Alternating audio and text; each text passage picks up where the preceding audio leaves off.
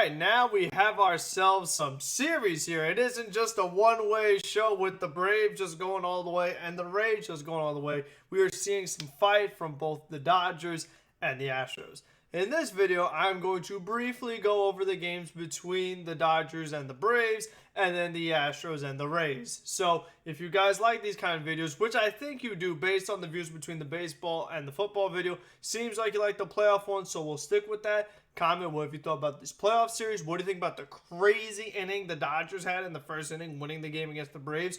And just the fight that the Astros showed in this game to at least steal a game from the Tampa Bay Rays.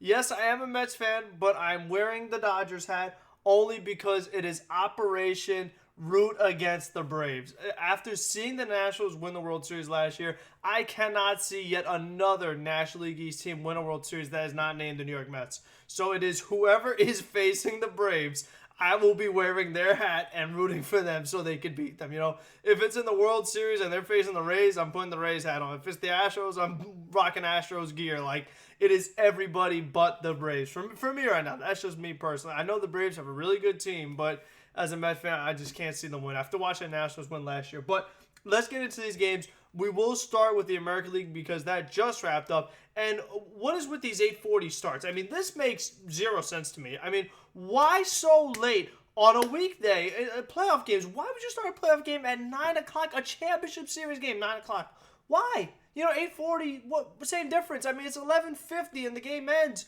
Who stays up to watch these stupid games other than me making a video? Like, why would you stay up to watch these games? I just think from a money standpoint, why would baseball do that? You are losing such ratings doing that, but obviously I'm not the one in charge of that. I'm just saying that I would rather record this game at 10:52 instead of 11:52. Just me. But anyways, this Astros-Rays game, it was a very good pitching matchup because you had Tyler Glasnow going up against Zach Greinke. And we know that Glasnow has been really good for the Rays in this playoff series. I think that in the last series against New York Yankees, seeing the Rays going to Glasnow for Game 5 on such short rest gives you a very good indication of how the Rays feel about Tyler Glasnow as really being maybe the centerpiece of their rotation as it stands right now. So they were really relying on him in this closeout game to do what he's been doing all playoffs, and that is pitch really effectively, beat the Astros, and move on to the World Series. But easier said than done. It is very clear that Tyler Glasnow did not have his best stuff today because this was his worst game of the postseason. Glasnow went 6 innings, giving up 8 hits, 4 runs, 2 walks, 5 strikeouts on 96 pitches. So Glasnow doesn't usually give up that many runs, so other than the home run that Giancarlo Stanton got to him late over in Game 2 in the American League Division Series. Other than that, Glasnow has been really lights out this entire year. Glasnow is definitely a future star in the league. So seeing him have a game like this definitely was a little eyebrow raising, but I think it's important to keep in mind who are the guys that got to Glasnow. And in this game, the 2 guys that really stand out is Jose Altuve and George Springer. Jose Altuve is a guy that he's gotten a lot of attention in this playoff series because of his trouble he has had in the field defensively at second base, where he is normally a pretty good second baseman, you know, makes all the routine plays, not the best defensive second baseman in the league, but he gets the job done. You know, he's not something that you worry about, not a liability. He makes the plays.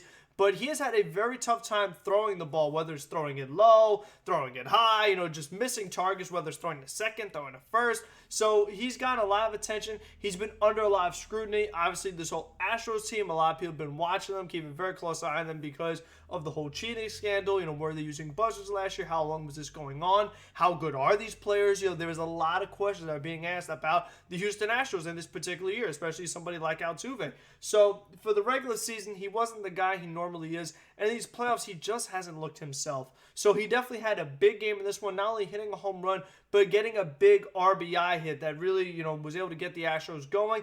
And then later on, of course, George Springer hitting a big 2-run homer that gave the Astros the lead, you know, once the Rays had tied it up and everything. But that ended up being the deciding factor, was that big home run from George Springer. And that's not a surprise because throughout his career, George Springer has been excellent in the playoffs. And that continues. Despite all the controversies with the Astros, George Springer has been really, really good this postseason, and that isn't a surprise.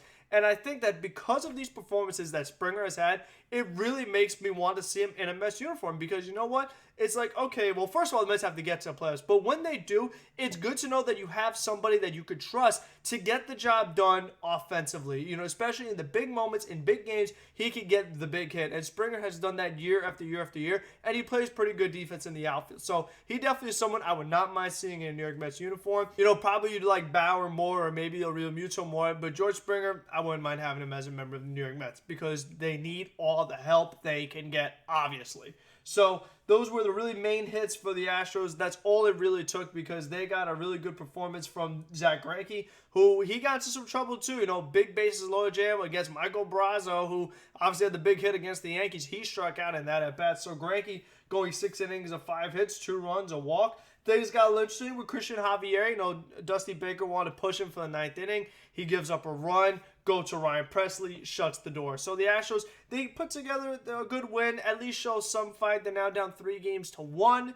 It's going to be really, really hard to come back in this series. Tampa Bay is just that good. And as good as Houston may be in the past, as much playoff history as they have, I don't think they could overcome this kind of deficit. So I don't know exactly how many games it will be, but I do see the Tampa Bay Rays still winning the series despite a nice win by the Houston Astros. Now, let's hop over to the National League, where we had the Los Angeles Dodgers defeating the Atlanta Braves 15-3 in what was a really good game for the Dodgers. Obviously, a game they needed to win, down 2-0 in their series. You know, and the Dodgers, like I've said before, a lot of expectations for this team, have yet to meet them. And now in this National League Championship Series, the Braves have really looked like the better team, scoring a ton of runs. Their offense has been hot this entire postseason. Their young pitching is doing well. We talked about it last video, but guys like Soroka and Max Fried. This game you had Kyle Wright, who is not nearly as good in this game as he was in his previous postseason starts. And the Dodgers, one really big play, I think it started the very first batter of the game.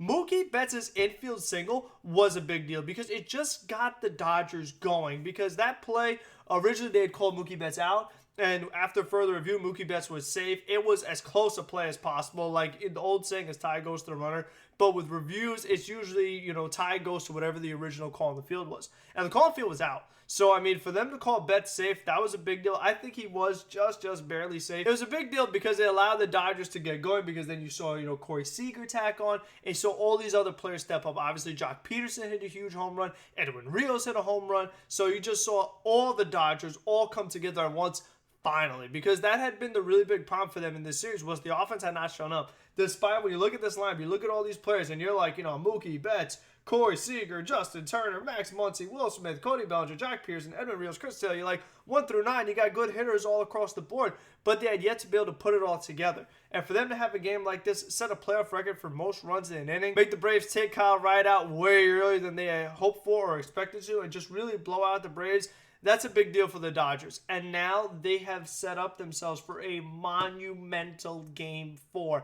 It's a big game for the Dodgers, and it's a huge game for Clayton Kershaw. Kershaw is supposed to start in Game 2, back, up, can't start. Maybe Game 3, up, back, can't start. Now he's scheduled for Game 4. Clayton Kershaw, best pitcher of our generation, but how has he been in the postseason? Inconsistent. He's had good starts, he's had bad outings. And so for a game like this, where if he wins and he puts together a really good performance, it could tie up the series 2-2 and make for a brand new series, pretty much a best-of-3 series. Clayton Kershaw needs to prove himself that he really is one of the greatest pitchers of all time. So I'm very curious to see how Kershaw and this Dodgers team performs. Like, will this Dodgers team go back to the same old garbage that they were doing before, where they weren't hitting that well? Or will they try to get the offense going again? They won't be facing Max Fried or Kyle Wright or, you know, any of those other guys, Ian Anderson. So the Dodgers have a really, really good opportunity to win Game 4, and it's a game that they have to have. If the Dodgers don't win Game 4, they will not win the series. So again, all the eyes, all the attention turns to Clayton Kershaw. The offense has to do what they did tonight, and that will be the key for the Dodgers to really make this a series, and then we could further examine it from there. Hopefully you guys enjoyed this video. Until the next one, be safe, be smart, be healthy, and have a good one, everybody.